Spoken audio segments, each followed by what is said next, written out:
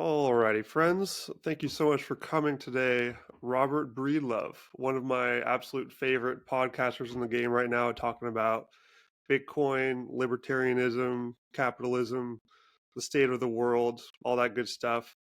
Can't wait to dive into everything, but before we get started, I'd love to just get a story on your background. I know you've had a pretty interesting story starting from the financial background, the education, starting off in the shitcoin path as we all did a little bit. I definitely did that myself, and then getting more into Bitcoin. Could you give us just an overview on where you've been and how you got here? Yeah, Ben, thanks for having me. I've given the story before, so I'll give just kind of the brief version and we can jump in to the meat of the discussion. But I grew up in Tennessee. My educational background is accounting and finance. I have a master's degree in accounting with a focus in taxation, ironically enough, now that I teach people that taxation is theft. I guess I basically just always been a curious kid. And that's something that my mom really nurtured in me by encouraging me to read.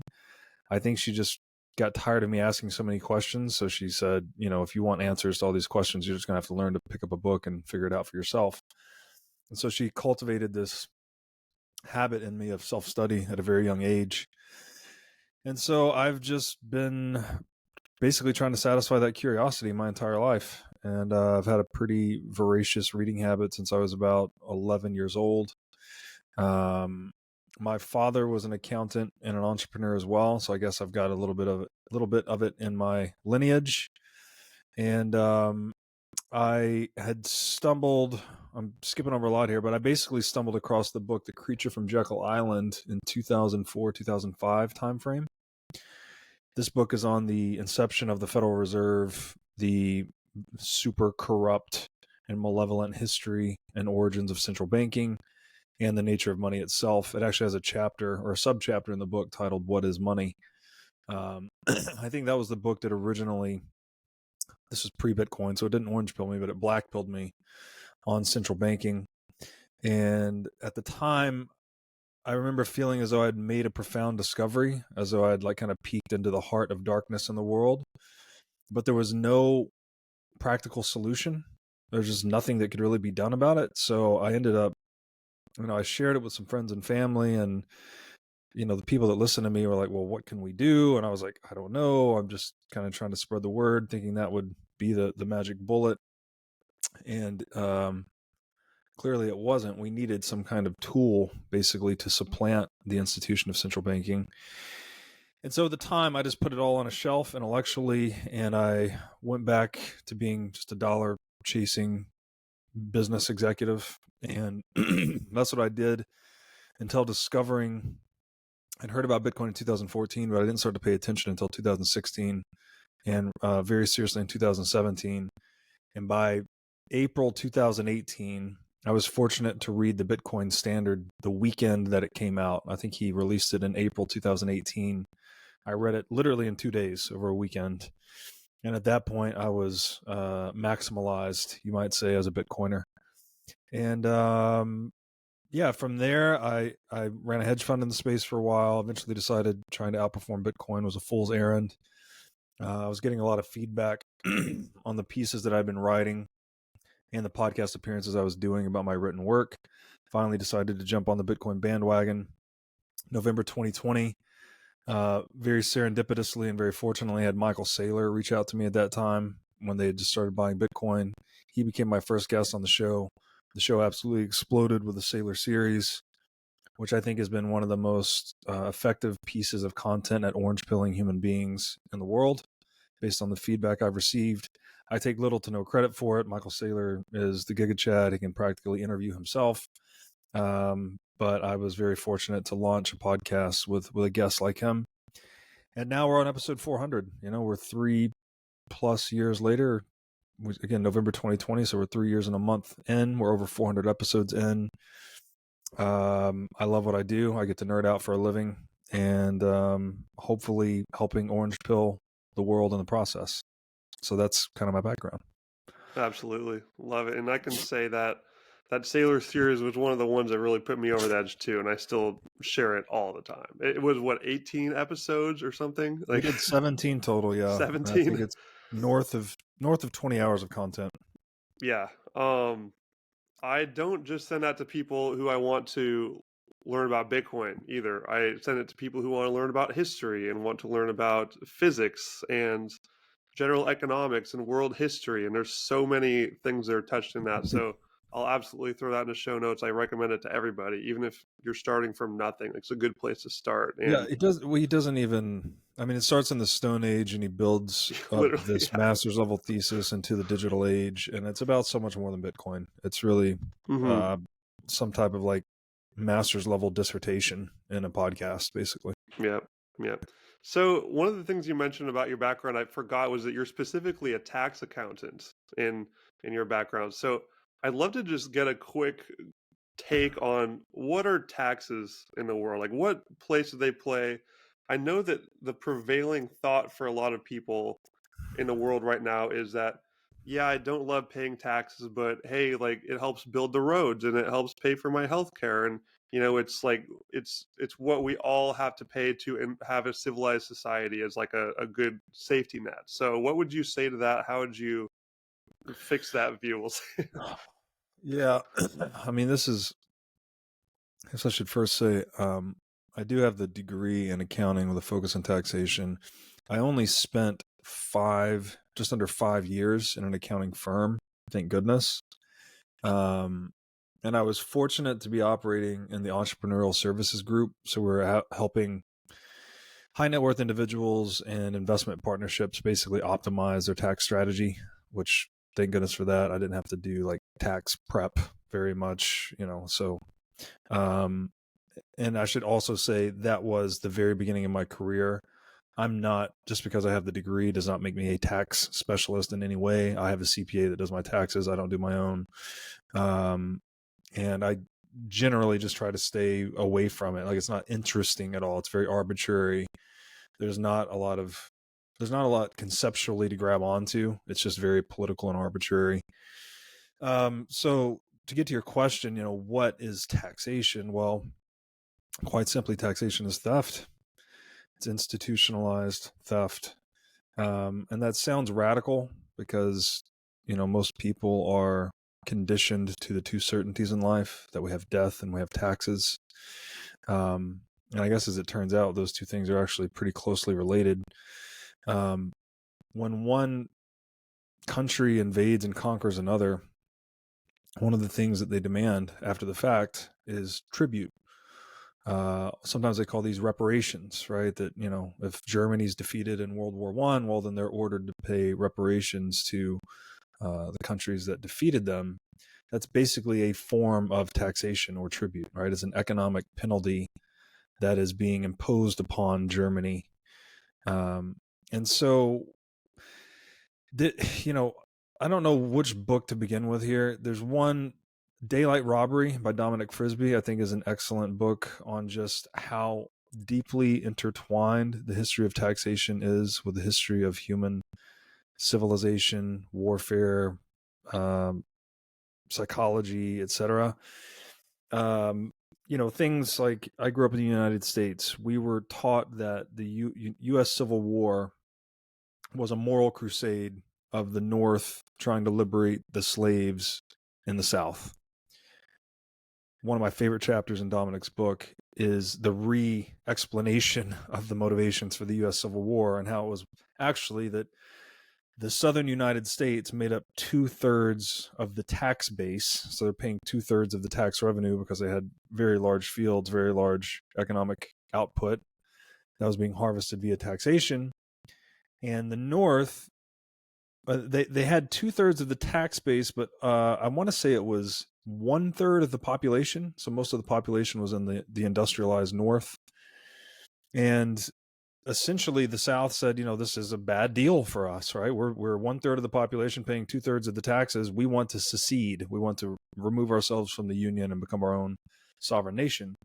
Well, the North said, you know what? That's a really bad deal for us if you secede, because we're 2/3 of the people paying 1/3 of the taxes. So that was actually, and I'm very sort of oversimplifying the story here, but it was something to that effect. That was the true motivation for the Civil War. And I think if you start looking at the world through the lens of taxation, you'll see that most war is driven by this motivation. A way that I've liked to say this is that money is both the means and the ends of all warfare. So obviously money is necessary to fund warfare, which is the most expensive and destructive enterprise human beings can engage in. But humans would only engage in that enterprise if there was some prospect of economic gain at the end of it. Now, it doesn't necessarily have to be money per se.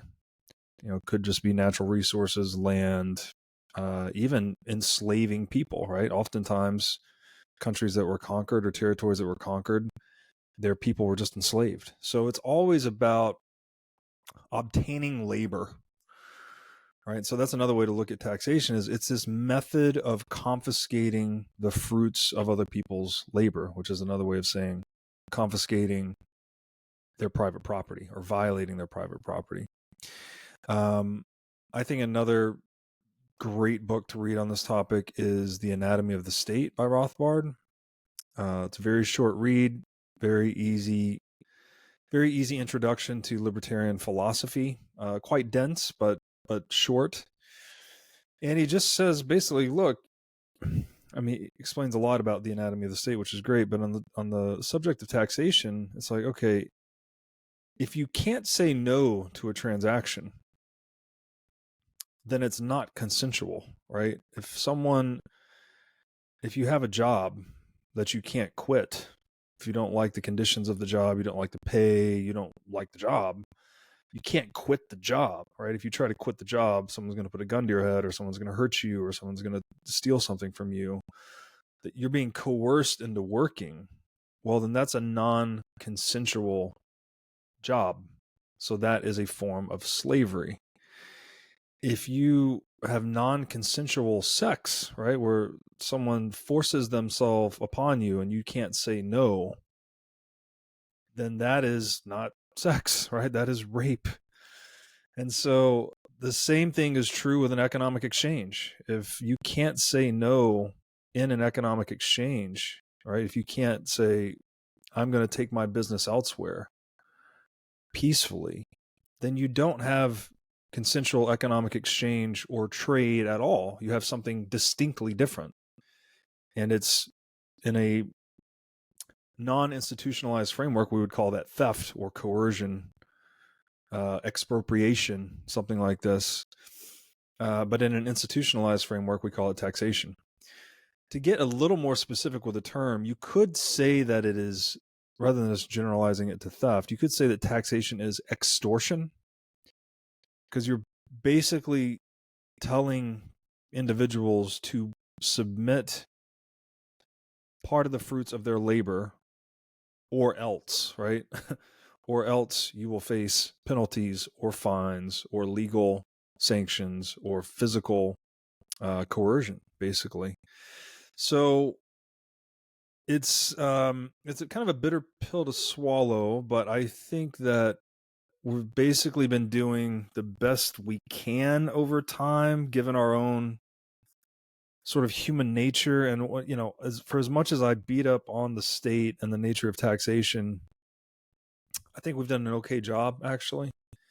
We've taken this immortal problem of human violence and we've solved it the best way we knew how, perhaps, and that we just monopolized all the force into one entity, and that became a pretty significant deterrent for localized coercion and violence, just the threat of larger coercion and violence. So we've been fighting fire with fire in a way.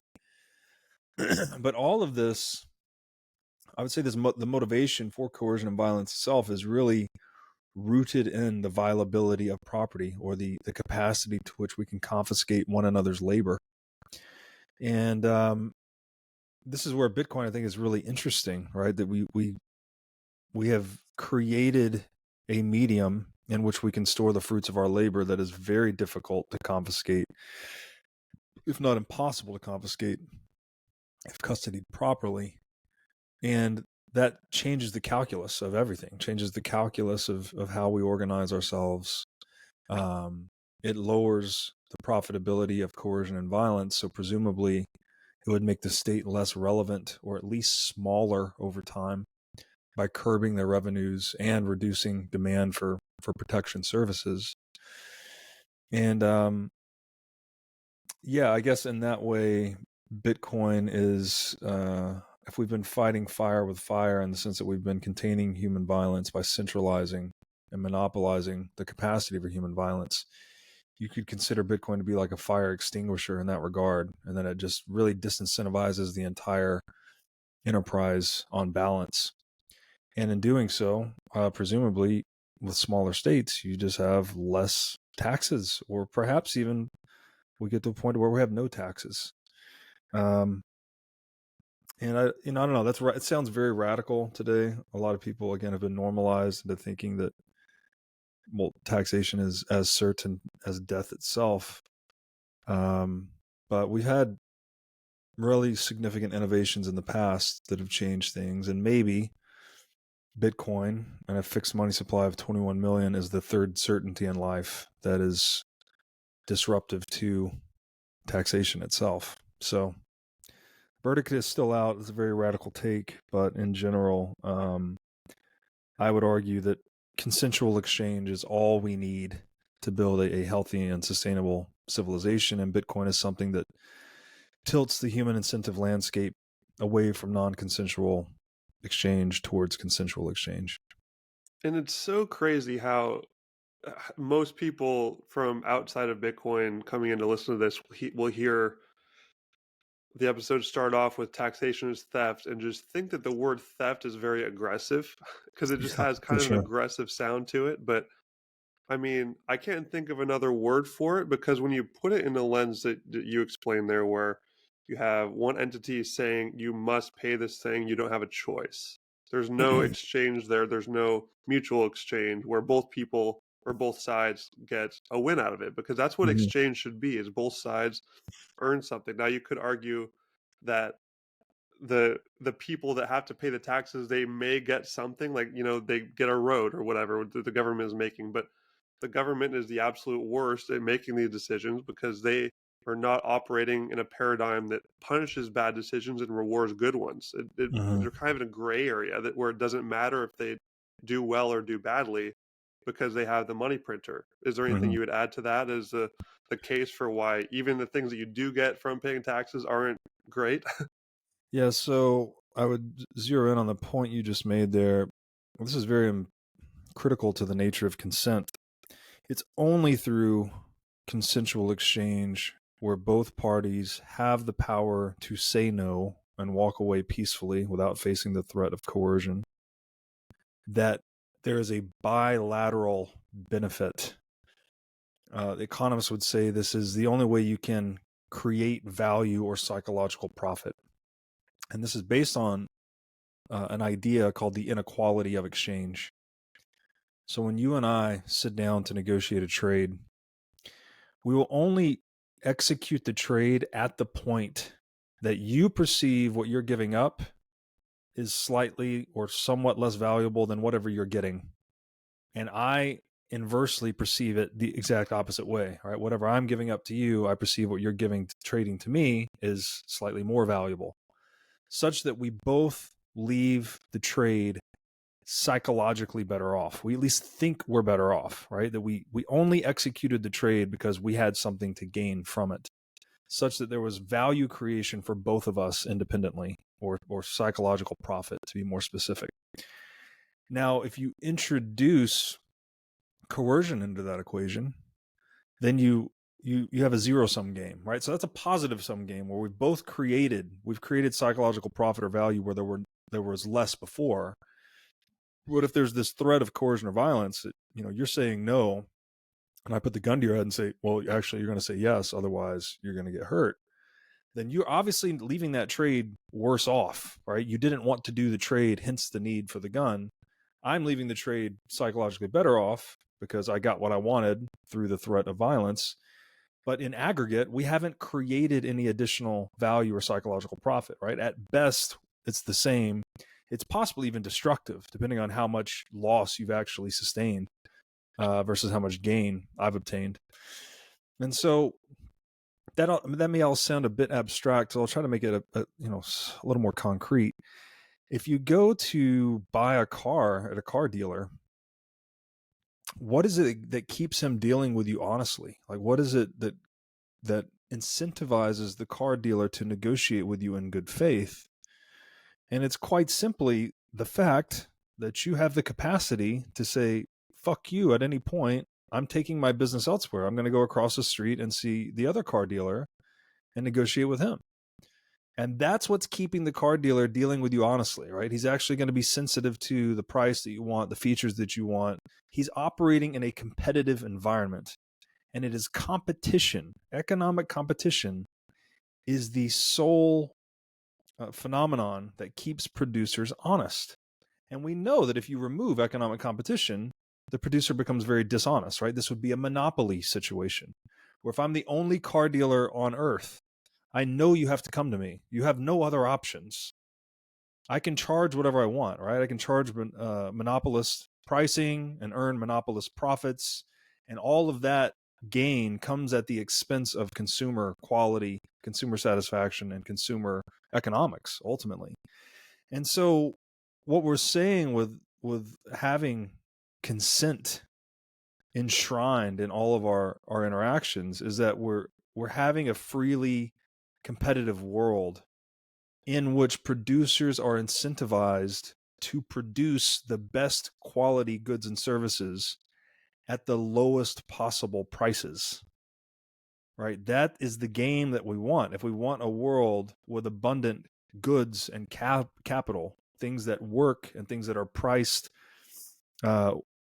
effectively from the consumer standpoint, then we want maximal economic competition and we want zero to no coercion, right? This is just the basis of free market thinking, essentially.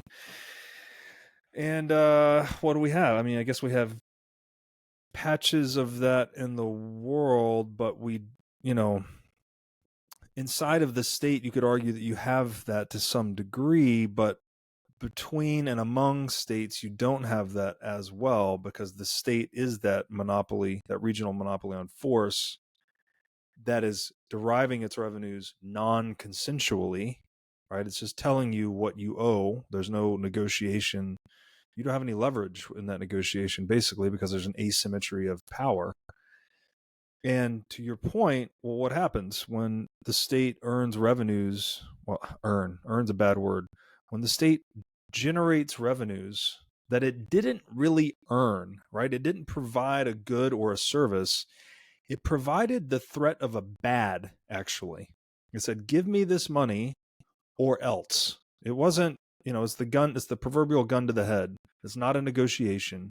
It's much more like a mafia going to the local merchant to get, what do they call this? Safety money. What's the term for this? In El Salvador, they called it la renta. So when these gangsters would come around to these local merchants, these merchants would have to pay the rent, la renta, to these local gangsters. And it's like, pay me or else, right? I'll break your shop, I'll break your legs, whatever it may be. When you have that dynamic that the state is generating revenues that it did not earn, well, of course, there's an incentive to be more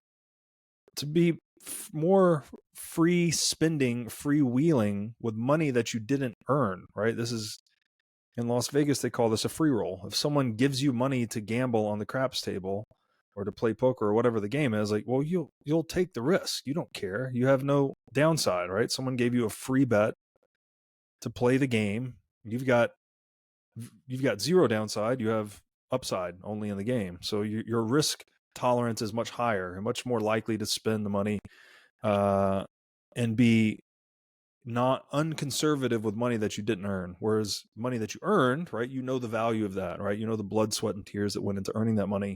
You're more likely to be protective over that capital. And that free roll effect, it kind of waterfalls down to the giant entities like we see on Wall Street, like the giant hedge funds and the market makers. They essentially have that now too. because they're only one or a couple steps away from the government money printer. They have the friends in the Fed, so they're able to essentially suck up those benefits too. And so the Cantillon effect is just like getting bigger and bigger, the amount of people that are able to steal from everyone else. So That's right. it's like a cancer that's growing, That's and it right. all traces straight back to the money printer. Yeah. So the entire game, and when you invoke money printer, I just want to be clear, that is a form of taxation. Right? When you print money, you're basically stealing from savers in that money. People that have held the money in anticipation of exchanging it in the future have what's called purchasing power contained in that money. When the central bank counterfeits or inflates that currency supply, they're stealing purchasing power from savers and reallocating it to whoever gets the newly printed money first. That's the Cantillon effect. That's a form of taxation. It's an implicit shadow form of taxation.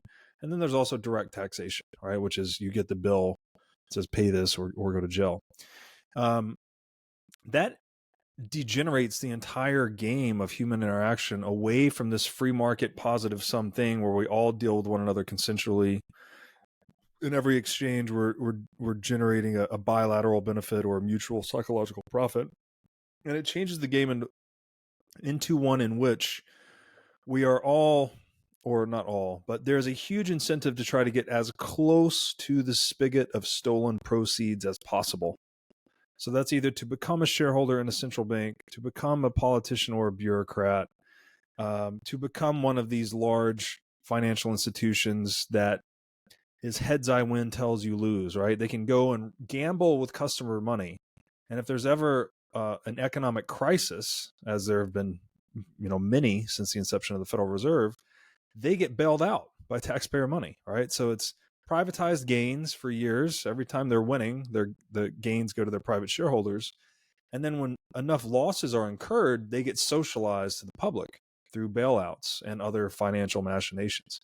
So the whole game, where we're in a free market where we're trying to satisfy consumer wants better, faster, cheaper, and thereby increasing the capital stock of the world and advancing human civilization, that whole game degenerates into this political shit show where we're just trying to lie, cheat, and steal to get as close to the money printer and or the tax authority inside the tax authority as possible, right? It's get too big to fail or die trying, right? Get a bailout or die trying.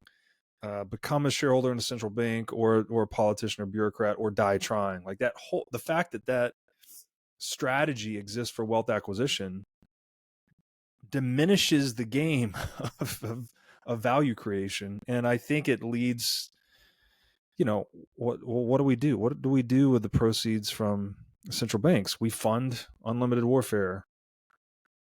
We fund mainstream media propagandizing. So all these bullshit psyops, wokeism, right, is a state-funded psyop, confusing the definitions of man and woman, trying to actually diminish people's ability for critical thinking and rationality such that there's more demand for law and order. All of the trade wars and tariffs between countries, there's so many knock-on effects from making theft the primary organizing principle that it's kind of a bitter pill to swallow. And I think a lot of Bitcoiners, you get deep enough into this and you start to look around at the world and you're like, wow, things are, we fixed a lot of things. We've come a long way. I don't want to take too much away from us, but there's still a long way to go. The world is unnecessarily ghetto-like. We can become more civilized and we become better. And I think we do that to the degree that we add consent to all of our exchanges, which is the same way of saying removing theft or expropriation. Yeah, because there's certain sort of localized taxes that people will be willing to pay for. In small communities, if it decentralizes out. So I'm in a small town right now. There could be more small communities where we say, hey, if everyone wants to pay into a pot, we can create an awesome new park. Who wants to do that? And people would say, yeah, let's do it. I consent to that. That sounds awesome. I want my kids to have a cool place to play. And so it's not like there's not going to be any more of these exchanges with some hierarchy involved. It's just the fact that there's such a big overarching one across the entire country and not to mention the globalists, the bigger it gets, the less helpful it actually is for people, because there's no way to centrally plan those sorts of projects and public works that will actually help people in an Yeah. effective way, right? Yeah, my one semantic gripe with that is if you're consenting to pay for it, then it's no longer a tax, actually. It's There you something else. go. It's a protection fee. It's something else because now it's consensual, right? You've agreed. You know what? This thing you're providing me, I think is valuable enough for me to give up whatever the amount of money is. The conundrum has always been you're buying physical security. How do we restrain the physical security provider from using the means of providing physical security to expropriate wealth from his quote unquote customers, right? It's like there's a necessary asymmetry of power. How do you restrain the protection provider from exploiting that asymmetry of power over his customers? That's been the trap we've been caught in. And we've had, the United States is probably the greatest success story to that end, right? We have a decentralized governance structure. We're founded as a constitutional republic, not a democracy. I think our founding fathers actually knew that democracy was not going to work, but that's a whole nother can of worms. And the idea was to try and create some checks and balances within that power structure, such that it wouldn't exploit the asymmetry that it has over citizens. And so, yeah, that's what I would say about that. And the other point on, so we don't need someone telling us what to do. Here's the weird thing about statism, like the moral justification of it. People, the assertion would be something like, people are greedy and self-interested, and if left unchecked, then society will devolve into some type of, law of the jungle, dog eat dog world. Unfettered capitalism, very Yeah, scary. unfettered capitalism. So then the solution to that is, let's handpick some of those greedy, self-interested, fallen people and give them all of the physical power and put them in charge of the rest of these other people. Like, it's an argument that just sort of self-refutes and doesn't make any sense. I'm not to say that humans shouldn't organize themselves hierarchically. I agree with that. I just think it's, what is the characterization of those hierarchies? I think we need less dominance hierarchies, which I would say all political hierarchies are basically based on dominance, right? Like, who has the power, who has the Yeah. credible threats of violence over others. And we need more competence hierarchies, which are more like free markets, right? Which entrepreneur has created the most useful tools? Who has satisfied the most consumer wants? The Jeff Bezos or the Musk, or pick your favorite entrepreneur of the world, right? They create things that people consensually buy and get value out of. So they're satisfying consumer wants, and the individual entrepreneurs that satisfy the most wants, we want them to be the richest, right? Because they're the most competent at solving the problems that we all face. Whereas someone like a Putin or a Biden, they're not solving any problems whatsoever, right? They're just creating problems in the zero-sum game of, well, let's take some from you and go to war with them and take some of that. And it's just a matter of creating a game structure that we can iterate on forever without it degenerating. And free markets are positive sum and moral. Thank God the positive sum game is a moral game. If the positive sum game was immoral, we'd have a real problem, a real conundrum. And political games and war are zero sum and immoral. So we just need to learn how to be rational beings and shift the nature of our interactions toward the former and away from the latter. Right. And one of the parts of that I feel like is worth highlighting is that when people in society today hear Elon Musk and Jeff Bezos, they are so wired to think that they are the problem. And Yeah. I would love to hear you elaborate on this a bit, the idea that the fact that there are these ultra wealthy mega billionaires is not the problem, but so much a byproduct of a bigger problem that's creating that actual wealth inequality. How would you Mhm. explain that to someone who's, say, living in my home state of Washington, where it's basically criteria of living here is you have to hate Jeff Bezos? So give us some insight on that. Yeah, so yeah, there's this trope, right? Rich people are evil, or being rich is bad, and it's obviously a trope that's held in the minds of people that aren't rich typically.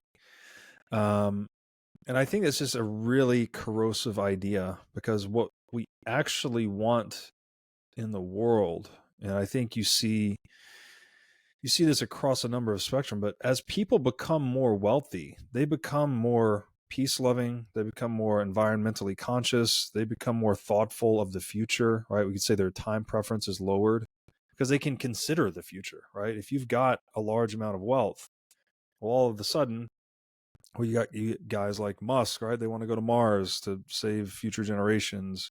Even Bezos has uh, Blue Origin. Is that the name of his space company? Yeah, I think that's right. So, and not to say that you have to become rich and want to go to space, but just the fact that you can even consider the impact of your actions on larger spans of future time. These are all byproducts of becoming wealthy. So what we actually want to do in the world is create more aggregate wealth so that we're all more wealthy and we can all have lower time preferences and we can all consider larger durations of the with every one of our present actions. I think the issue here is a misattribution of blame. So people look out onto this world. You dropped the term unfettered capitalism earlier. We definitely don't have that, and we can go into the definition of capitalism shortly. You also hear this term late stage capitalism. We definitely don't have that. We've never even been in early stage capitalism, so far as I can Right. tell. What we're going through right now is late stage central banking, right? And this is so critical. You cannot say, we could use the term capitalism as synonymous with free market. You could not possibly say that we have any form, we don't even have, we could never have more than 50% capitalism in the world so long as we have a central bank. Because if money is one half of every transaction, and a central bank is centrally planned money, it's literally the opposite of monetary capitalism. It is monetary communism. You should actually, I'll define these shortly. I would say it's monetary socialism, to be technically correct, because there is some semblance of private property even within a fiat central bank paradigm, albeit a diminishing one. At best, if you had a totally unhampered markets in every market in the world, but you had a central bank, then you would be a 50% capitalist society and 50% socialist. That's the ceiling, right? If you have a central bank. So you can't call this late stage capitalism because you never got past 50%, without a doubt. Yeah. And you're actually much lower, because the proceeds that are stolen through the central bank go into excessive regulation of larger industries like banking, insurance, healthcare. They become less and less free market, more and more stultified by the state, I guess you would say. I don't know if that's a word, but it just, the free market process is hampered by statist intervention in these industries, much of which is funded by the money printer and taxation. So in an ideal world with a central bank, you have a 50% free market or 50% capitalist society. In the real world, you have much less than that, because those proceeds are being used to fund further intervention in other markets. That's the problem, right? But the misattribution is these greedy rich people are the problem. And it's admittedly somewhat fuzzy, because, like, okay, if you're looking at, again, even when we look at Elon Musk and Jeff Bezos,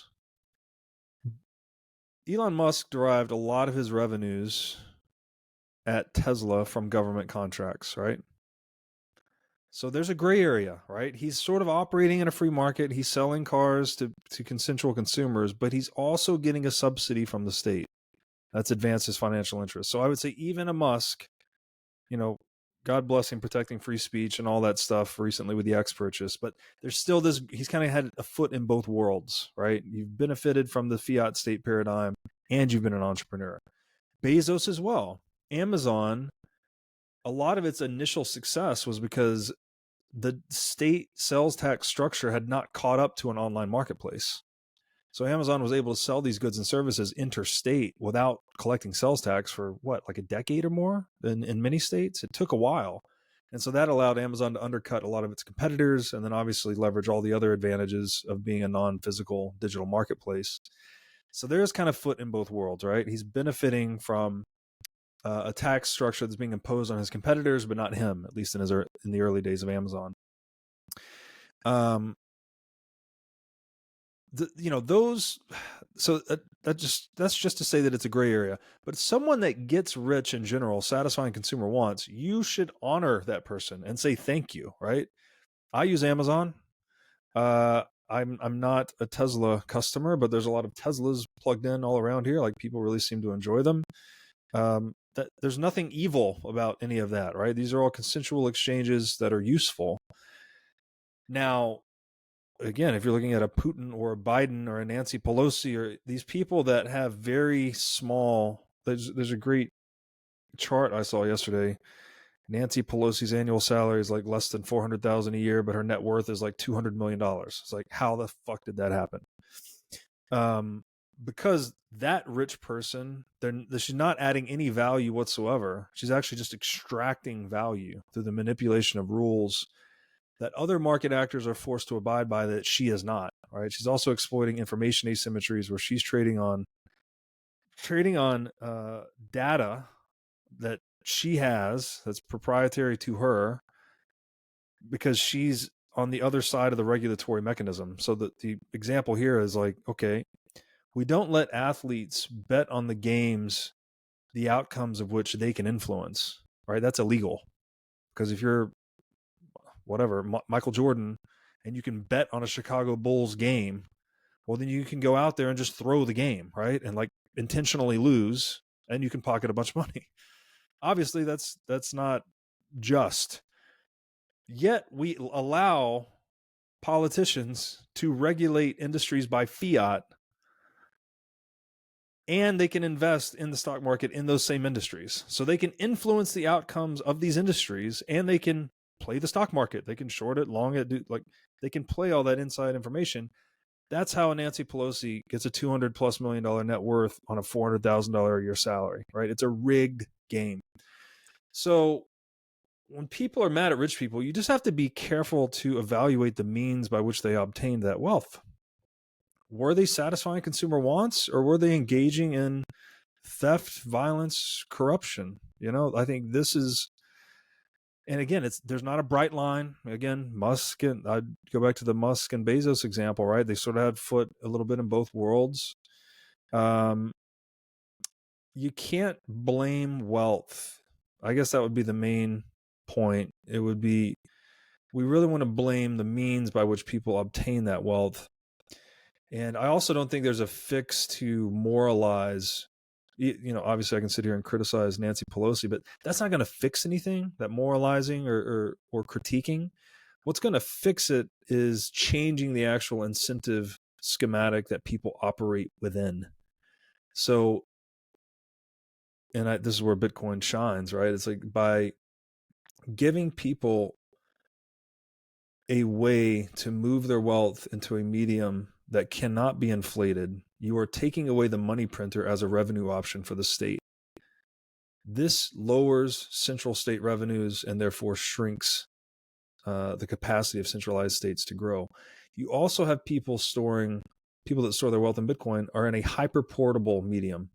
So now they're more able to vote with their feet or vote with their wallet and go into the jurisdiction that treats them best.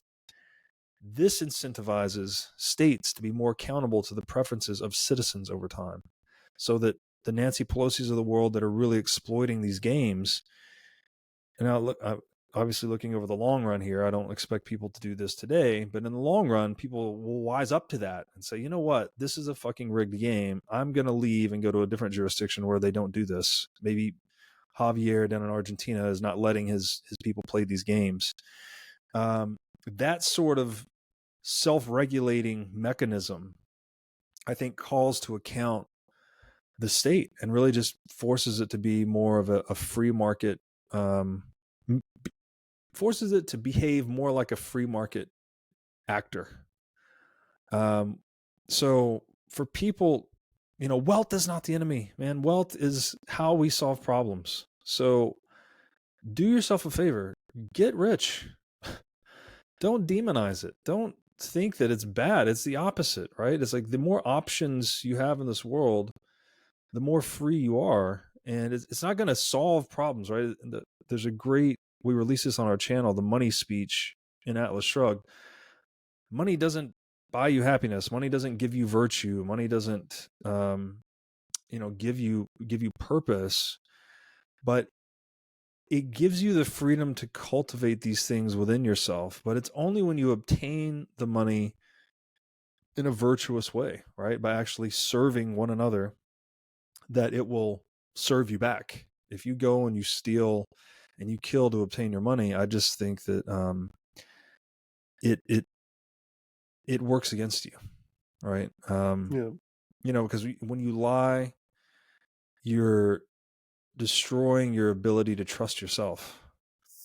And this is where we get into kind of like the moral destructiveness of violating property and whatnot. But in general, my wish would be that people would stop demonizing wealth and start to look at the means by which they obtain that wealth instead. And just where the real problem is, even beyond that, just like the framework from which we're operating in, the fact that even the ultra rich are still within that bigger framework of wealth begets power, power begets more wealth. The closer you get to the money spigot, the more you can essentially screw everyone else at your own benefit. So just because they're playing the game does not mean they're the problem. It's the classic quote, "Don't hate the player, hate the game." I think it's a perfect 100%. example. Yeah. Yeah, we need a new game, and that's exactly what Bitcoin is. And this is why it's difficult to understand, because you're looking at things from a systemic perspective, right? We're not talking about, a lot of people say, oh, that's because we've had bad people governing us. We've had these idiots in office. We've had these evil people in office. Let's just switch them out. It's like, no, that's not how it works. You're going to have, I think people are basically just responsive to incentives, basically. So you're not going to change the system's output until you change the systemic incentives themselves. It's not a matter of plugging in new individuals, because those individuals, even if they're golden people, right, and they're deeply moral and righteous, at some point someone's going to sit in that seat that's not, right? It's just the law of numbers. And what you need to do instead is control the optionality that people in power have. And I think this is where something like Bitcoin is very important. Yeah, exactly. And I hear that all the time when I'm talking with my friends outside of Bitcoin, that people are so stuck on this idea that if we just get a good leader, a better leader in there, that it will fix the problems. But Yeah. the problem is so much bigger than that. And not only that, but the game itself is incentivizing people to act like psychopaths and destroy everything in their path in order to get there. Because once you get Yes, there, you have a free ride for life, and you get all that's the right. money you want, all the power you need for no value added to society. It's just you can siphon off everything all you want. Yeah, it really is I think, a manifestation of that biblical verse that the love of money is the root of all kinds of evil. If you love money so much that you're coercing people to get it, right? You're putting material gain above humanity, then you're blackening your soul. And that's what a state is, and that's what a central bank is. So this is why I think they are epitomes of human darkness in a way. And the people that struggle are, oh, we just need better leaders. This one's a difficult, pernicious thing, because I love this quote that we have Paleolithic emotions, medieval institutions, and godlike technologies. So hence the reason we're all really confused, right? We have this like Paleolithic intuition. It's like, oh, if we just had a better guy on top, like a different dude on top of the hierarchy, or woman, whatever, that things would somehow be better.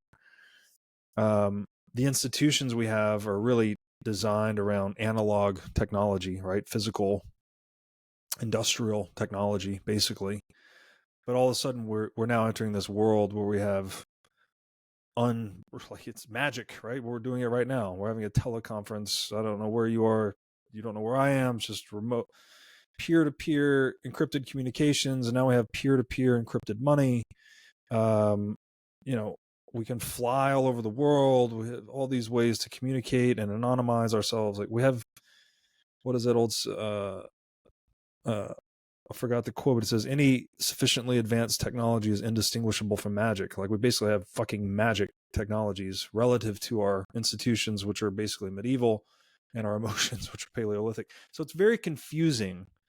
But I think the right argument would be you actually need to focus on the constellation of rewards and punishments that people face for particular actions, which is another way of saying focus on the incentives. I really view, I think individuals and their paths of character development and moral disposition are emergent properties of the incentive structures that they inhabit. I really think that. There's a lot of books you could study on this. You know, there's the book Ordinary Men, which tracks the journey of school teachers and blacksmith and other normal guys with normal jobs into becoming German Nazis, right? Like there was like this gradual incremental change in their behavior over time through incentives that had them doing absolutely horrific things by the end of that book. We're all like that, right? We're all incentive responsive creatures. So I don't think you can focus on changing, getting a better guy, good guy, or a bad guy. I think the reality is humans are liquid, and we flow towards the things that are most rewarding. So we really need to focus on the structures of reward and punishment itself. And that's just a great testament that we really need to look at first principles for everything. And that's such a strong pattern for all Bitcoiners is we really start from scratch on everything. We try to unlearn the things we thought we knew because we didn't understand how much we have been frogs in the boiling pot of water for our whole lives. So I'd love to take this first principles lens we've been building and really apply it to the barest bones of capitalism, because something I've heard you say, and I've heard Mark Moss say this a lot, another guy I really like listening to, how capitalism is the most natural human form and it's what we see in nature. So basically it is the baseline of the way that organisms act in a market, Mm-hmm. so to speak. So, could you explain that a little bit and maybe put some light on why that is the baseline and everything else is just a layer on top of it that's just giving power to bureaucrats? Yeah. So I'll start with some kind of definitions here. To try and demystify some of the isms that are commonly thrown around, but I think very poorly understood. I really appreciate Hoppe's definitions of communism, socialism, and capitalism. It lays out a nice, easy spectrum. I think it's easy to follow and understand. So if we listen to what Marx said, who's kind of the father of Marxism and or communism, he said you could sum up communism into a single phrase, which is the abolition of private property. So a world in which the state owns everything, individuals own nothing, and that capital is allocated from each according to their ability to each according to their need, right? Some arbitrary, but the phrase doesn't even make any sense, right? How do you determine who needs what? How do you determine who has what abilities to generate what, right? You're talking about just abolishing the incentive structure entirely and operating a community or a civilization on arbitrary decree or force, right? You produce this because we think you're that good at this, You consume that because we think that's what you really need. There's no actual incentives guiding that system. It's just opinion, right? It's just the opinion of the arbiter, which is in this case is the state. And if you really want to know what happens in that kind of world, you should pick up a book like Atlas Shrugged. It's a free audiobook.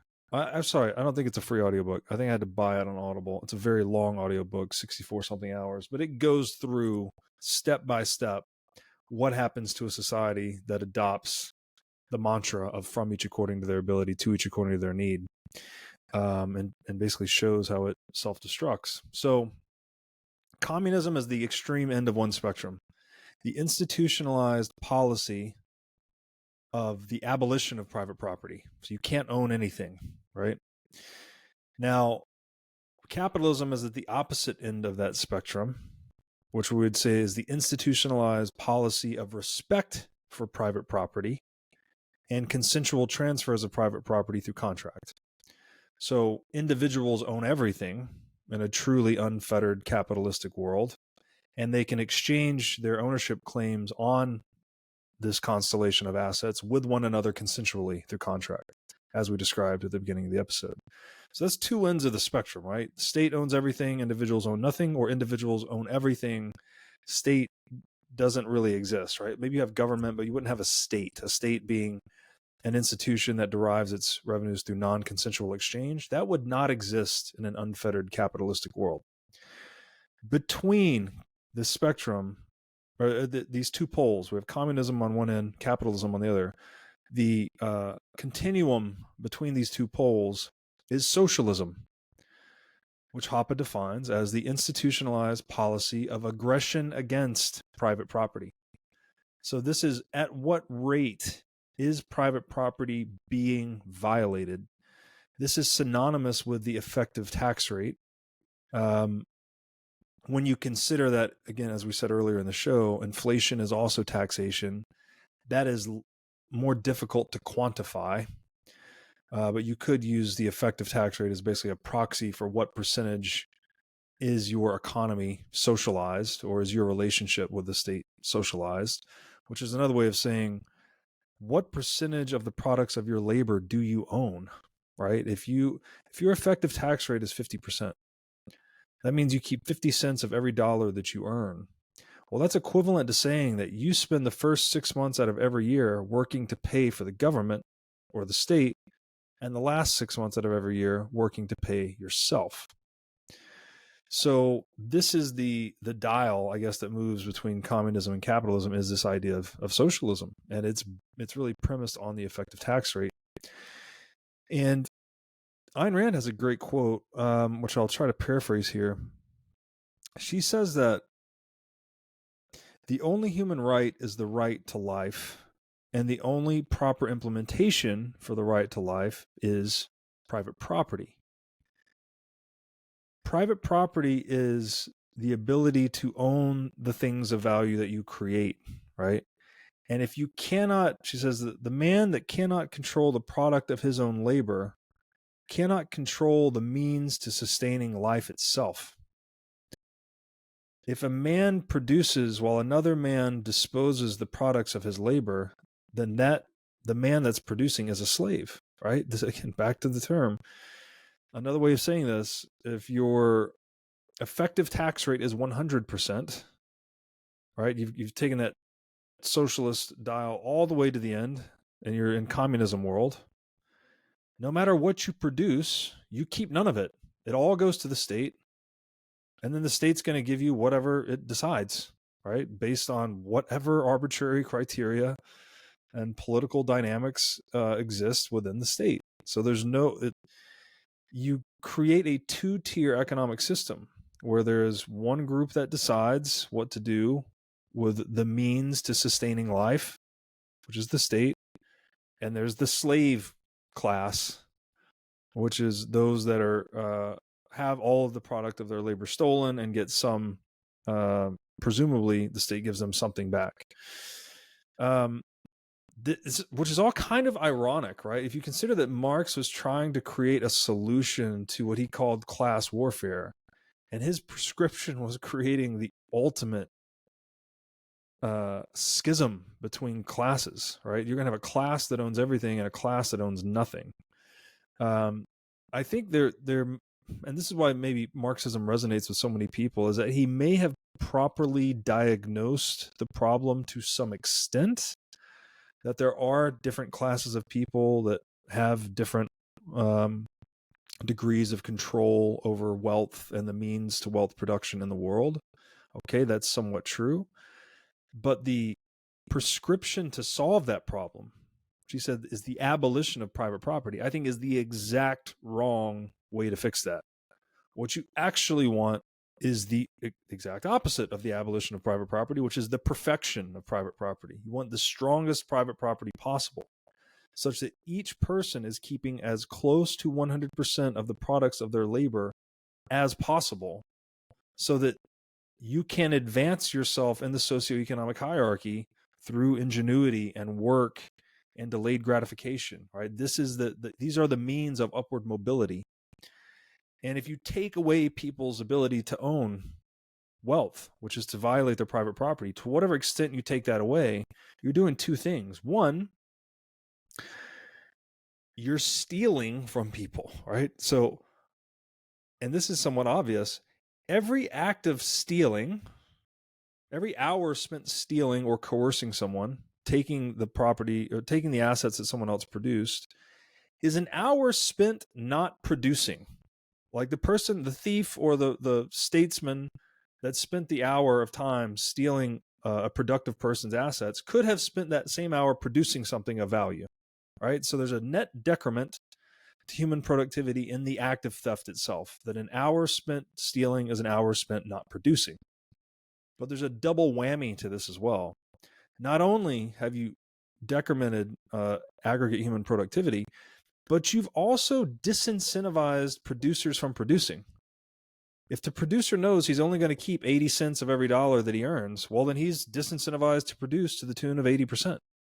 And leisure is a good as well, right? Like, why should I work if I'm only keeping 80 cents of what I create? Maybe I'll just work 80% as hard and I'll take the other 20% of the time off because I enjoy leisure, right? Whereas if I keep 100% of what I earn, well, then I'm maximally motivated to go out and work and solve problems for people. So this, again, the diagnosis maybe of Marx is correct, but the prescription is exactly wrong. And it's just talking about undermining and destroying human productivity. You can imagine how much human productivity is destroyed when you keep 0% of what you earn. All right, there's no incentive to work at all. The only incentive is to keep the guy with the gun or the whip that's driving you to work, to keep him off your back. And you're going to do as little work as possible. Every time he stops looking at you, you're going to stop working. You're going to stab him in the back and underchange him and undercut him every chance you get. It's a totally antagonistic dynamic that just doesn't work, right? There's no intrinsic motivation for people to produce in a communistic setting, and capitalism would be the opposite. So, and a way to perhaps simplify this, you mentioned the relationship between capitalism and nature. That's a tricky one, right? I would say I have a series with Jason Lowery on the show, and he goes through his history of power projection, which is really interesting. Yeah, it's excellent. I'll put that in show notes for sure. Yeah, basically, all animals are projecting power, or at least credibly representing their capacity to project power so that they can protect resources, right? Whether this is territory, mates, prey, hunting grounds, et cetera, et cetera. And that human beings are basically no different. We have just enshrined our intrinsic impulse as territorial creatures. We've enshrined our territoriality in this institution of private property, basically.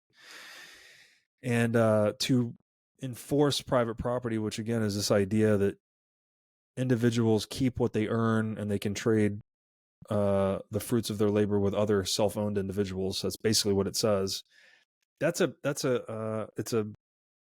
like live action role playing. It's a game of pretend in a way. We all have to pretend that that's true because it's not actually true, right? Like I can always come and steal your sandwich or whatever.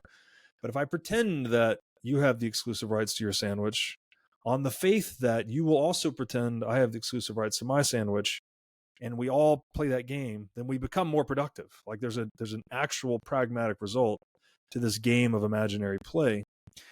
And so when we say capitalism is like nature, I mean, I think power projection is nature. And this is why I try to focus on the incentive so much, is like you need to create socioeconomic and narrative structures, legal structures, moral codes, legal codes, computer codes even, that disincentivize people from being coercive towards one another, because the degree to which you can disincentivize coercion or theft is the same degree to which you can increase human productivity, cooperation, peace, innovation, flourishing, abundance, et cetera, et cetera. So I don't know that capitalism is like nature necessarily. Like it's something like it's a recognition of human nature, that we are rational creatures. Yeah. And the degree to which we treat one another as rational creatures, which is to say, treat one another as ends in ourselves rather than means. I don't treat you as a means to an end. I look at you and say, you know what? I see me in you, right? I am a rational creature. You are a rational creature. Let's play this game of private property rationally so that we all benefit, right? We have this positive sum game we can play versus or we could just live in a purely animalistic world where it's just totally zero sum and we all kill each other over every single sandwich, right? Then productivity never increases. We have no division of labor. We have no trade. We have no peace. There's no point in free speech, right? Everything's just raw power and violence. Like those are kind of the two ends of the spectrum. So, but people are rational, right? So there's a recognition that no, we're not like that. We're not fucking wolves, and we are humans, right? We have free speech. We have this capacity to resolve our disputes rationally and non-violently. I've heard it said that the point of free speech is such that our ideas can go to battle and die so that our bodies don't have to. Right? We are the animal imbued with rationality. So very simply, I've heard it put that capitalism is what happens when you leave people alone. Yeah. When you just follow this mantra of mind your own business, right? And you honor the ideas of life, liberty, and property, that we all have an intrinsic right to life. We can all move about freely in the world until we bump up against one another, right? Either physically or our interests or our purposes collide with one another. Then we need to respect one another's person and property.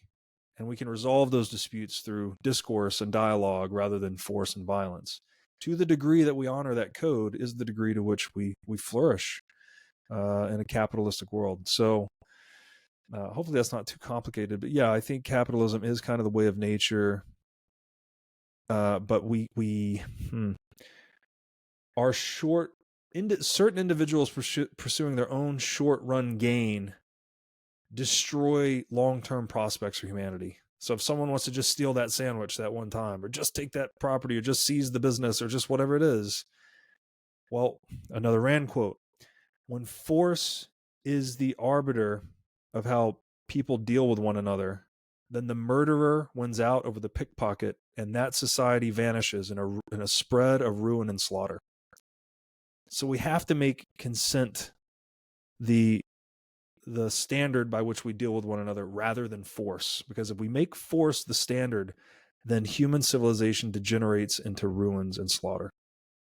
And going back to something you said far earlier about how that it elevates all of society, it elevates 99.99% of people when things are based on those natural incentives and not coercing each other, but working together and making sure trade is mutually beneficial. Because right now, it's not mutually beneficial. There is a very, very small sliver of the population which gets to coerce everyone else whenever they want. And unsurprisingly, the majority of people right now are pissed off and they're not happy about their place in the world, whether that's financially. It also pops up physically, mentally, health wise, because the government also has control over the entire food supply, the health guidance that's passed down, which is all nonsense. That's another. I've been diving deep into carnivore rabbit hole recently, and it's crazy how many different tentacles they have around the health guidelines that are complete nonsense that are making everyone sick. It's a cancer. It keeps growing, and it causes all these problems. And as you keep bringing back to the importance of private property, this is something I didn't really fully appreciate until really diving into the books of Bitcoin, because Mm. it really cements the incentives in for every person, like you were talking about, how if I get to keep 100% of the value I work for, and it's mine and I don't have to give any of it away, um, then it doesn't matter if I'm the most evil person or if I'm the most virtuous person. My incentives are to, first of all, selfishly, I want to be able to accumulate this wealth for myself so I can either help myself or my family or my people or my goals in life. Mm-hmm. And that creates, at an individual level, a whole different type of person than we see walking around the streets these days, where they're being ripped apart at the seams by all these different like problems going on.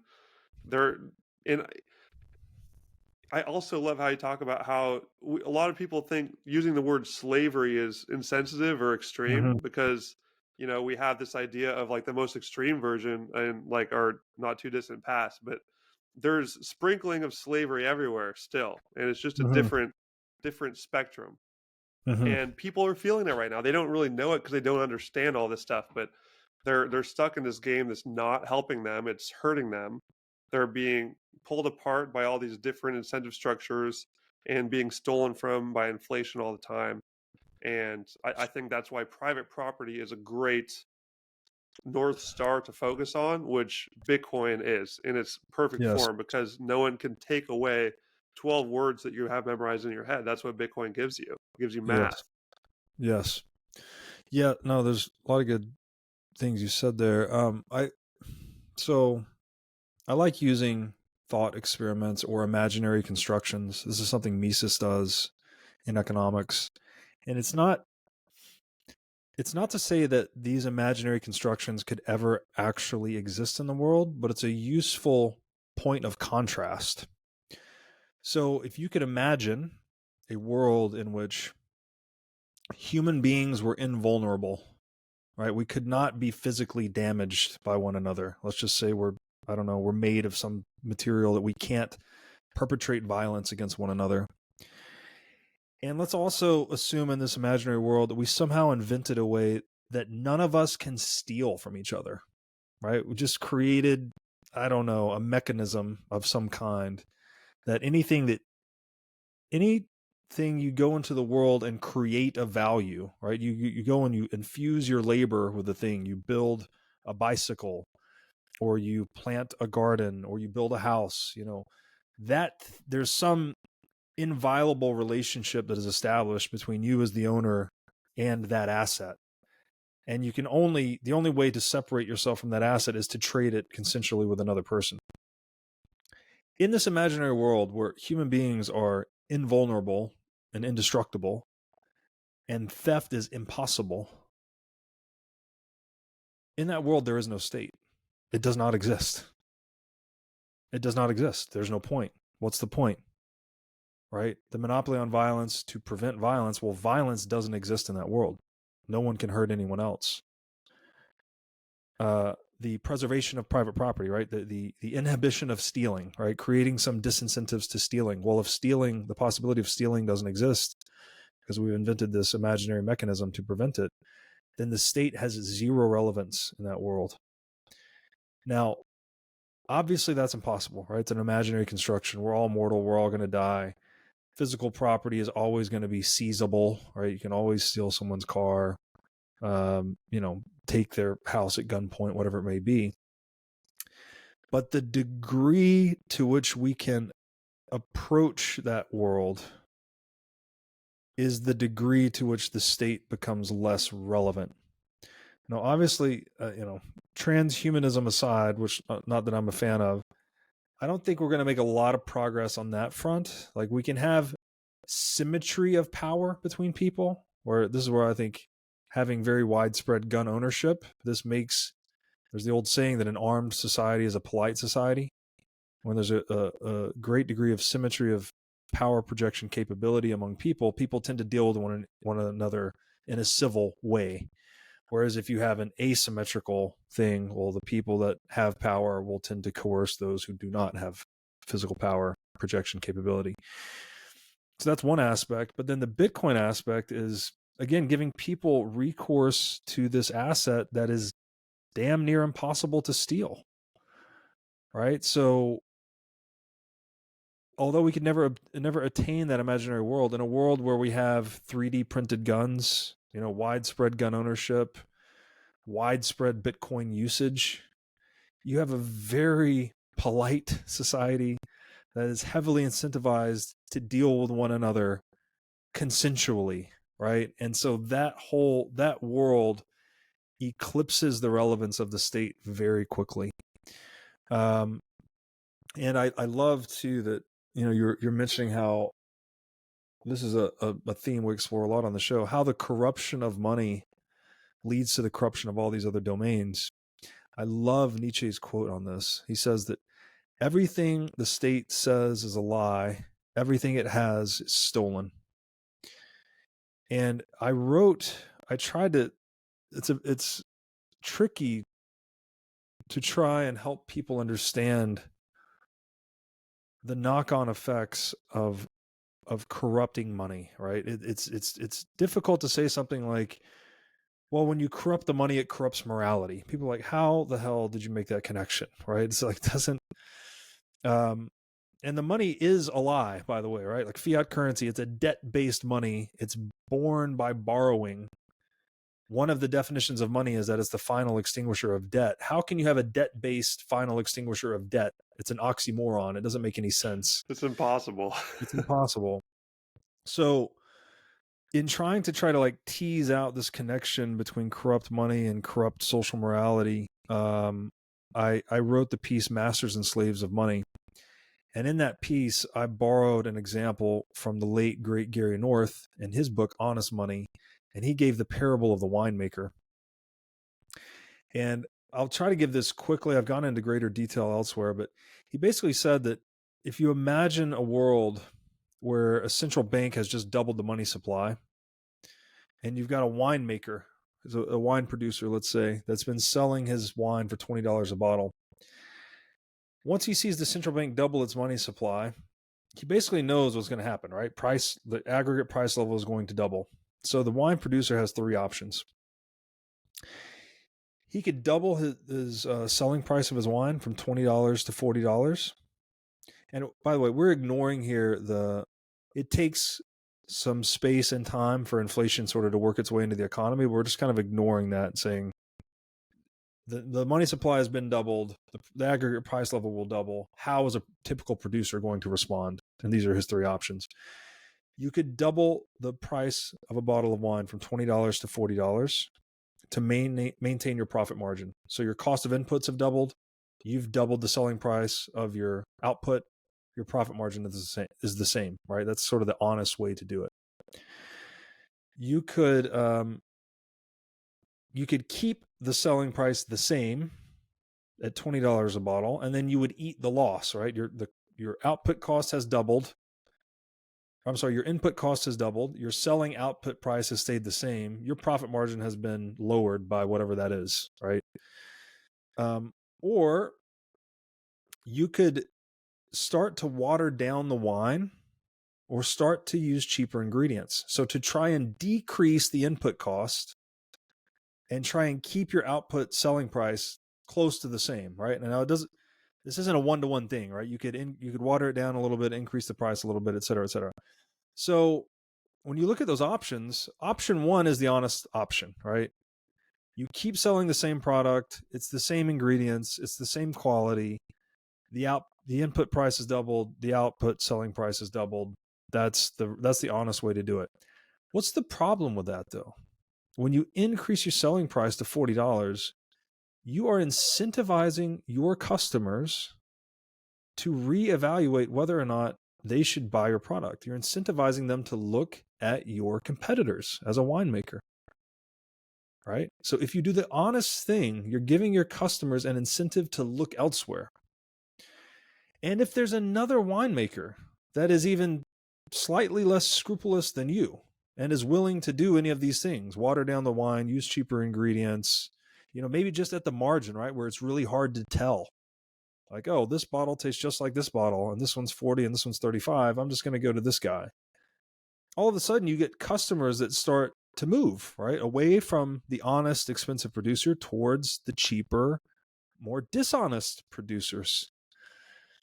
And it's in this way that inflation infects basically every producer in the society, that they have to start to weigh, well, my financial well-being, do I want to preserve my profit margin and keep selling my product honestly, representing it to be what it is? Or do I want to play this game where I can start to water it down, keep selling it as it is? It might take my customers a few months or a few years to notice. I start selling my own reputation, basically, or selling against my own reputation, diluting my own reputation. It's in this situation where inflation induces producers to weigh their financial well-being against their moral integrity, that inflation starts to actually corrode honesty and social moral integrity in the marketplace. And this affects all producers, right? And then if it's producer on producer, right, and you buy the watered down wine, well, all of a sudden you have a lower quality input, and you're passing that along to your next consumer, if it's gift baskets of wines or whatever it may be. And so this inflation just spreads like a socioeconomic and or moral cancer. And it just destroys product quality, it destroys producer honesty, it destroys reputation. It's also incentivizing the accumulation of indebtedness, because it's always in the interest of market actors to borrow stronger dollars and pay back weaker dollars over time. But the more indebted you become, the more fragile you become to economic shocks. So it just really destroys the socioeconomic and moral fabric in a lot of ways. And yeah, it's a radical assertion to absorb. But I think there have been very good arguments made by people like Gary North that when you corrupt money, which is to say you make it debt-based or you make it arbitrarily debasable, right, and you start to debase it or inflate it or counterfeit it, all of these terms used more or less synonymously, that it starts to debase and demoralize, it debase our moral foundation, it debase our own integrity, right? It forces us to be like, well, do I want to be honest and true to my customers, or do I want to be profitable? Right? It puts people in these weird conundrums. And yeah, I just think it's really, really bad for the world. And maybe to try and simplify that to some extent, it's just, do we want a world based on making or based on taking? And making is where you're, again, doing work and trading with other people that do work to create things of value. Taking is seizing the things, the products and things of value that makers have created. And when you have a world that's governed more by taking and less by making, then it becomes more zero-sum and self-destructive. So what's the answer? It's just stop the stealing, right? Honor life, liberty, and property, and leave people alone. And that's where capitalism comes from. Make stealing and theft unprofitable by just creating an escape hatch for people, which is Bitcoin. And exactly. I want to go back to something you said earlier too, which was slavery, like being a strong term or a strong word. Again, in Masters and Slaves of Money, I wrote about money being a proxy for human time, which is pretty intuitive. Like most people know, hey, I go to work, I trade my time for money. I then take my money into the market and I trade it for other people's time, right? To make me shoes or make me food or whatever the thing is. So money is this instrument which we use to trade our time and the products of our time. And if there's one institution like a central bank that can just produce new units of currency for itself without performing any work whatsoever that everyone else is forced to use, then that is effectively an institutionalized system of time theft, right? You're actually stealing time from savers by debasing the purchasing power of their savings. Now, when I wrote that, I didn't know what else to call time theft.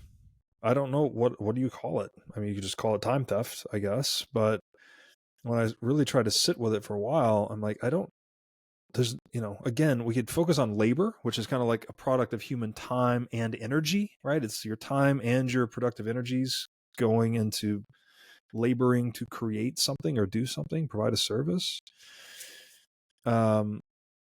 This idea of labor theft or time theft is basically the point of slavery. Now, as we said earlier, you could define a slave as someone that has a 100% effective tax rate. And then if, your effective tax rate is 30% or 40%, well, then you're not, maybe the word slave is too strong, right? Maybe that should be reserved for only a 100% effective tax rate. But we need some term. I don't know if it's like serfdom, financial serfdom, something, right? When you're having 40% of the fruits of your labor stolen, what do you call that in comparison to someone that's having 100% stolen?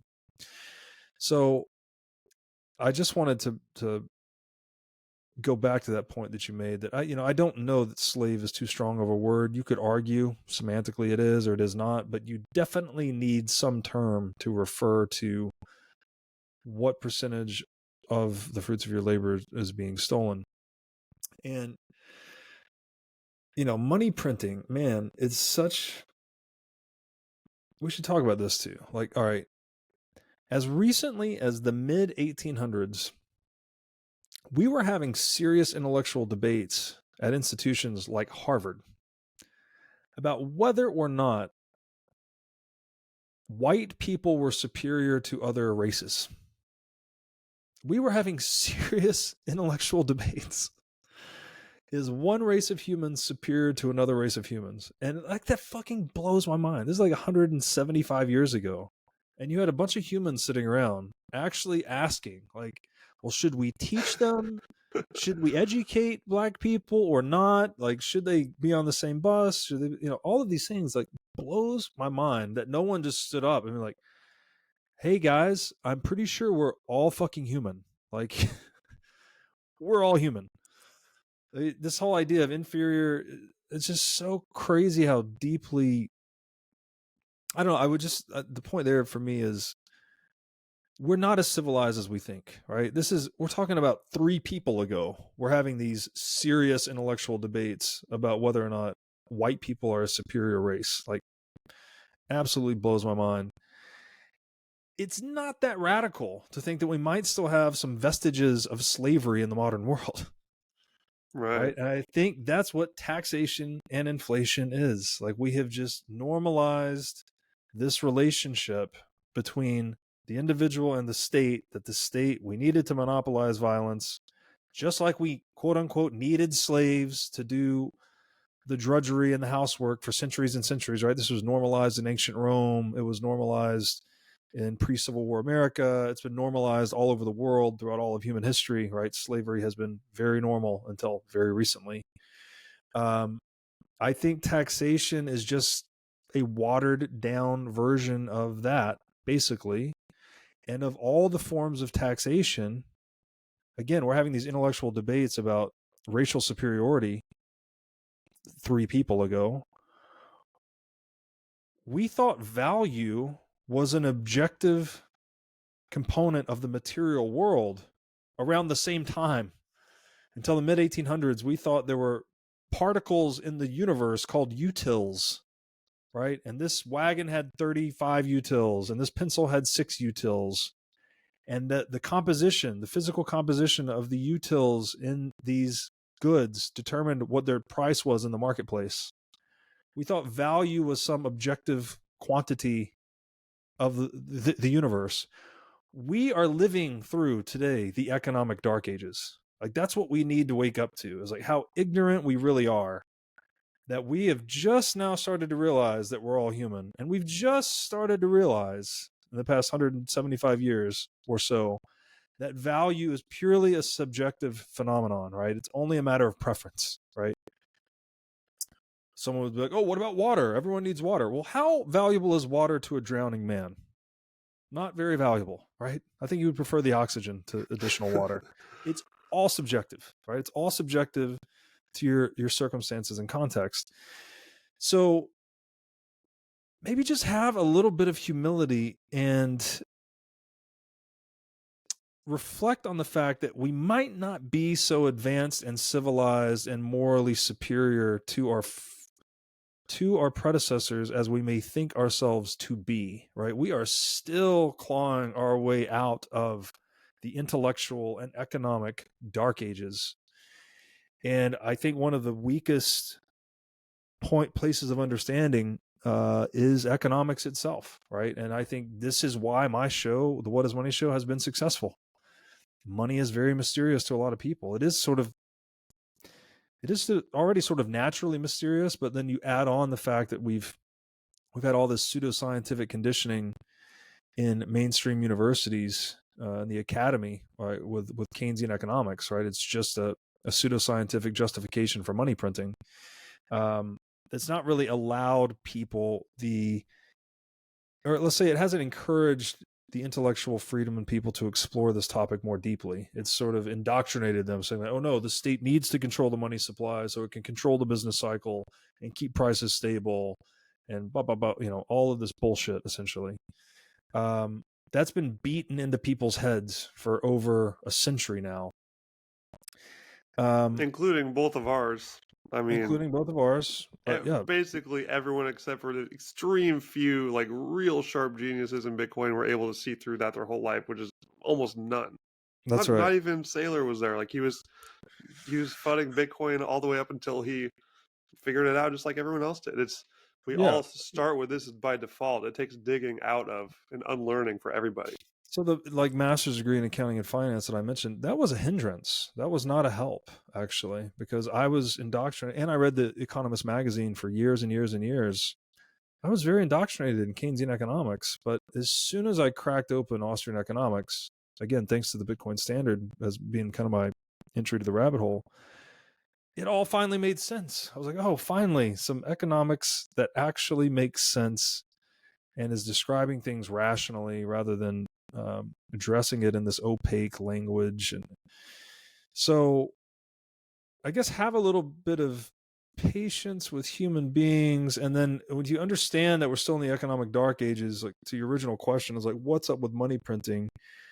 Well, we have just consistently deluded ourselves that humans are somehow able to outwit economic reality, I guess, right? That we can somehow override ontological reality with nomological reality, which is to say we can say a thing and make it real versus like what actually is, right? This is what fiat is, by the way, right? This is where it comes from. Fiat lux. God said, let there be light. God decreed everything into existence by fiat. Well, that's God, right? Humans are not gods. So we can't speak things into existence by fiat. We have to create things by work. And so this entire idea that we could just say, oh, well, there's an economic crisis, we've run out of money, let's just speak more money into existence and that will solve the problem. I think that's just man playing God. And we're just now starting to realize that shit really doesn't work. And those that understand it, shareholders of central banks is the way I would circumscribe that group. They're using it. They're using this ignorance of people to steal from them, right? So again, there's a misunderstanding related to taxation in general, but I think with the money printing and inflation, it's even worse because a lot of the victims of this scheme defend the scheme. Like, well, if we don't print money, then what are we going to do when something like COVID happens? If we don't print money, then who's going to build the roads? If we don't, and it's all based on this illusion, right? Where if you print money, then the nominal value of my equities went up, the nominal value of my wages went up, the nominal value of my portfolio increased, the nominal value of GDP increased, et cetera, et cetera. You think things are getting better because nominally they are. But the reality is the unit of perception itself, which is the dollar or whatever your local fiat currency is being diminished. right? You're actually shrinking the economic value of the unit of perception that's causing the things you look at to look larger. But they're not actually larger. They're actually getting smaller because there's theft milking the economic system for its productive output and concentrating it and centralizing it. So this illusion is the means by which the rich get richer and the poor get poorer. And I guess humans are addicted to that because humans are addicted to the accumulation of power. And when you can accumulate power in such a deceptive way, it's a major incentive to be deceitful. And again, I think if you just remove that as an option for wealth acquisition or as a strategy for wealth acquisition, say, look, we can't print money anymore. We can't deceive ourselves or deceive one another into believing that we can fix economic crises just by speaking money into existence. Then all of a sudden, people will be more focused on work and people will deal with one another more honestly. And people, inflation won't be used to fund wokeism and mainstream media propaganda and other psyops, right? Questioning the definitions of foundational terms so that we can short circuit rationality and create more demand for law and order and centralized governance. Like all of these knock-on effects start to go away. The scale, scope, and severity of World War I and World War II would shrink because the money printer was necessary to fund those wars from all sides. So the corruption. That's a whole different can of worms. Like the money printer is literally what caused these Infinity Forever wars. Before that, the side that ran out of gold, it's over. It would end. But now it doesn't end because there's infinite money on every side. So when you put all these things together, I mean, I think, and this is why Bitcoiners maybe come back to traditional values and religion and start studying ancient wisdom traditions. Like you start to really look at this universe of moral action or praxeology as one that is fundamentally moral, right? That we live in a moral reality with one another. When we start to violate these moral principles of thou shalt not kill and thou shalt not steal, the whole universe of human action starts to degenerate. And these aren't fairy tales, right? These aren't stories that we've made up. These are stories that actually encapsulate and compress some of the most relevant facts about what it means to be human and to live in a world of adversarial conditions, right? That we live. The Bitcoiners talk a lot about game theory, right? You have to think about what the adversary will do, what his options are, what incentives does he face, what incentives do you face. You have to think about thinking, right? Well, he's also thinking about you, so you have a second order thinking, and then he's thinking about you, thinking about him. And so I think you start to look at this praxeological world, which is, praxeology being the study of human action itself. You start to see that it has that morality is as real as gravity, something like that. And we really have to take morality seriously. And we have to create systems that incentivize less killing and less stealing. And so far as I can tell, the motivation for most killing in the world, at least at scale, is stealing. Right? That's why we go to war. That's why we rob banks. That's why we create nation states and tax systems, right? It's to steal from a lot of people. And so to the extent we can close the window on stealing, I think we can close the motivations and incentives for killing. And we can start to operate in this world as the rational animals that we are. And Bitcoin is just a huge step in the right direction.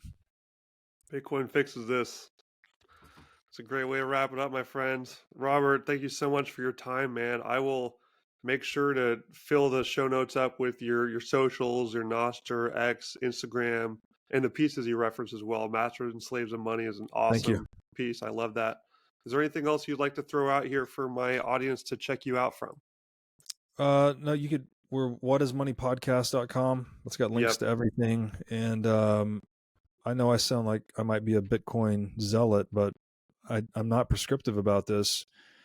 My suggestion and advice is to just study the nature of money or study Bitcoin and see what you find for yourself. Everyone seems to have kind of a radical experience going into this rabbit hole that's unique, but leads toward a common place. So I would just encourage people to do the work. I completely agree with that. It's pretty impossible to not become quote unquote radicalized when you completely wipe everything free and learn a whole new system that you never knew about that has so many different factors that are so relevant today. So, Mhm. absolutely, everyone go start on episode 1 of the What Is Money Show. That's so many places start, so many people starting place, and it's an excellent place to go. I appreciate your time, Robert Breedlove. Thank you so much. Have a great rest of your day, my friend. Thanks, Ben. Appreciate you having me. Absolutely. See you later.